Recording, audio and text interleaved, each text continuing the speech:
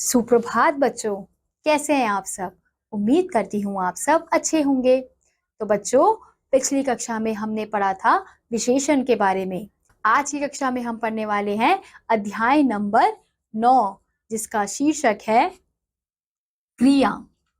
तो बच्चों, इस अध्याय में हम जानेंगे क्रिया के भेद, सकर्मक क्रिया और अकर्मक क्रिया के बारे में। चित्र को देखिए और समझिए। तो यहाँ पे हमें एक चित्र दिया गया है और यहाँ पे उसके सामने कुछ वाक्य लिखे हैं। सबसे पहला है वर्षा हो रही है, जैसे कि हमें चित्र में दिखाई दे रहा है कि वर्षा हो रही है। और दूसरा, मोर नाच रहे हैं। तो यहाँ पे भी हम देख सकते हैं कि मोर नाच रहे हैं। बच्चे खेल रहे हैं, यहाँ पे बच्चे खेल रहे हैं। लड़की छाता लगाकर जा रही है। तो यहाँ पे एक लड़की जो है छाता लेकर जा रही है। अब यहाँ पर रंगीन छपे शब्द बता रहे हैं कि कोई ना कोई कार्य हो रहा है या किया जा रहा है, जैसे होना, नाचना, खेलना, जाना। काम का बोध कराने वाले शब्द क्रिया हैं, यानी कि वह शब्द क्रिया किसे कहा जाता है? उन शब्दों को कहा जाता है जो यह बताते हैं कि कोई क्रिया यानी कि कोई काम या कार्य हो रहा है या किया जा रहा है। जैसे इस चित्र में दिखाया जा रहा है कि बारिश हो रही है, लड़की छाता लेकर जा रही है, बच्चे खेल रहे हैं, मोर नाच रहा है। तो ये जो चीजें हैं, ये सब चीजें क्या हैं? ये सब क्रिया हैं। जिस शब्द से किसी काम के करने या होने का पता चलता है उसे क्रिया कहते हैं। क्रिया के दो भेद होते हैं, कौन कौन से? पहला है सकर्मक क्रिया और दूसरा है अकर्मक क्रिया। सकर्मक क्रिया किसे कहते हैं? जब क्रिया कर्म के साथ संपन्न होती है तो उसे सकर्मक क्रिया कहते हैं, अर्थात स सहित जमा क्रमक कर्म के यानी कर्म के साथ होने वाली क्रिया। यानी कि जब कोई क्रिया कर्म के साथ हो रही है तो उसे अकर्मक क्रिया कहते हैं। जैसे यहाँ पे मनीषा पुस्तक पढ़ रही है, नीरज गाना गा रहा है। तो यहाँ पे कर्म क्या है? पुस्तक।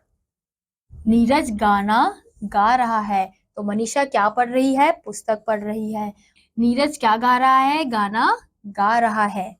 इन वाक्यों में सभी कुछ ना कुछ काम कर रहे हैं। जो काम करता है उसे कर्ता और कर्ता द्वारा किए गए कार्य का प्रभाव जिस पर पड़ता है उसे कर्म कहते हैं। जैसे अब यहाँ पे कर्ता क्या है इस वाक्य में? मनीषा। और कर्म क्या है? पुस्तक, क्योंकि मनीषा के द्वारा पुस्तक पढ़ी जा रही है। और क्रिया क्या है? पढ़ रही है। और यहीं पे दूसरे वाक्य में कर्ता कौन है? नीरज, क्योंकि नीरज कार्य कर रहा है। और कर्म गाना, क्योंकि गाना गाया जा रहा है। क्रिया क्या है? गा रही है। अब अगला है हमारा दूसरा अकर्मक क्रिया। जब क्रिया बिना कर्म के संपन्न होती है तो वह अकर्मक क्रिया कहलाती है, अर्थात अबिना जमा क्रमक कर्म के यानी बिना कर्म के। तो यहाँ पे हमने देखा कि अब कर्म के बिना क्रिया की जा रही है। किसके द्वारा? कर्ता के द्वारा। तो जैसे यहाँ पे बच्चा हंसा, तो बच्चा क्या होगा? कर्ता होगा, क्योंकि उसके द्वारा क्या हो रहा है? क्रिया हो रही है, हंस रहा है वो। और ऐसे ही दूसरा है रवि दौड़ा, तो रवि क्या है? कर्ता, क्योंकि रवि क्या कर रहा है? दौड़ रहा है। रवि के द्वारा कोई कार्य किया जा रहा है।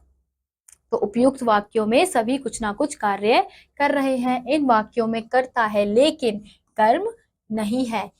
जैसे कर्ता क्या है? बच्चा, क्योंकि बच्चा कार्य कर रहा है। कर्म क्या है? कुछ भी नहीं। और क्रिया क्या हो रही है? हंस रहा है।